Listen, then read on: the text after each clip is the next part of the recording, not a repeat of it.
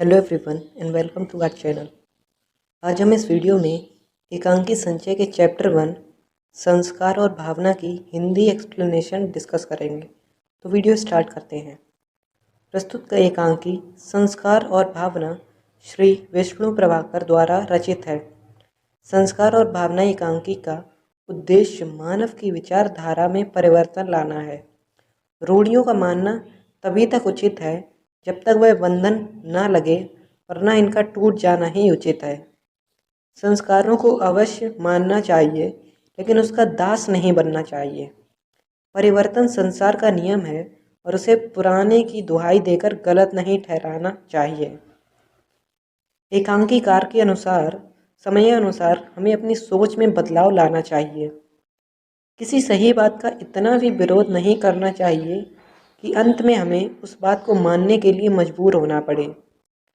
इस एकांकी में कुल 5 पात्र हैं। माँ, बड़ा बेटा अविनाश, अविनाश की बहू, छोटा बेटा अतुल और उमा, जो अतुल की पत्नी है।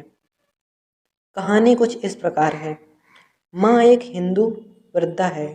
वे हिंदू समाज की रूढ़िवादी संस्कारों से ग्रस्त हैं। वे संस्कारों की दास हैं।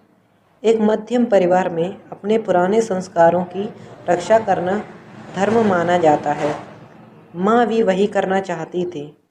उसका बड़ा बेटा अविनाश अपनी माँ की इच्छा के विरुद्ध एक बंगाली लड़की से प्रेम विवाह कराया, परंतु माँ ने अपनी रूढ़िवादी मानसिकता के कारण विजातीय बहू को नहीं अपनाया।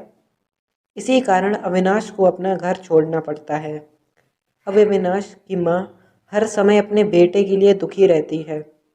उनका ये दुख माँ की छोटी बहू उमा से देखा नहीं जाता। अतः एक दिन वह अविनाश की बहू से लड़ने के लिए चल पड़ती है। वहाँ जाकर अविनाश की बहू के भोले सुंदर रूप और व्यवहार पर न्योछावर होकर उमा घर लौट आती है। अचानक कहीं से माँ को खबर लगती है कि अविनाश को हैजे की बीमारी ने घेर लिया है और उसकी पत्नी ने अपने प्राणों की चिंता किए बिना अविनाश को मौत के मुंह से जाने से बचा लिया और अब अविनाश की बहू को हैजे की बीमारी ने घेर लिया। इस पर माँ अपने बेटे को मिलने के लिए बेचैन हो उठती है। वह अपने छोटे बेटे अतुल से उन्हें अविनाश के पास ले चलने की प्रार्थना करती है, परंतु अतुल अपनी को समझाता है कि वे तभी अविनाश के घर जाएं जब वे बहू को स्वीकार कर घर लाने को तैयार हों। माँ को इस बात का आभास हो जाता है कि यदि बहू को कुछ हो गया तो उनका बेटा अविनाश भी नहीं बचेगा। अविनाश को बचाने की शक्ति केवल उनकी बहू में ही है। अतः वह पुराने संस्कारों की दासता से मुक्त होकर अपने बेटे बहू को अपनाना चाहती है। तब पुत्र प्रेम की मानवीय भावना का प्रबल प्रवाह रूढ़िग्रस्त प्राचीन संस्कारों के जर्जर होते बांध को तोड़ देता है। माँ अपने बेटे और बहू को अपनाने का निश्चय करती है। इस तरह कहानी सुखद अंत पर समाप्त होती है। अब इस कहानी के शीर्षक की सार्थकता। संस्कार और भावना विष्णु प्रभाकर जी द्वारा लिखित एक प्रसिद्ध एकांकी है। इस एकांकी में माँ प्रमुख पात्र बनकर आती है। वह अपने पुराने संस्कारों के कारण नई बातों को अपना नहीं पाती। उसका बड़े बेटा अविनाश एक बंगाली युवती से विवाह कर लेता है, अतः माँ ने उसे घर से अलग कर दिया है। वह एक बार बहुत बीमार पड़ जाता है तो उसकी पत्नी ने अपनी जान की बाजी लगाकर उसकी जान बचाती है। कुछ समय बाद अविनाश की पत्नी भी बीमार पड़ जाती है। जब इस बात की खबर माँ को लगती है तो वह बहुत चिंतित हो जाती। पुत्र प्रेम की ममता में वह अविनाश के घर चली जाती है।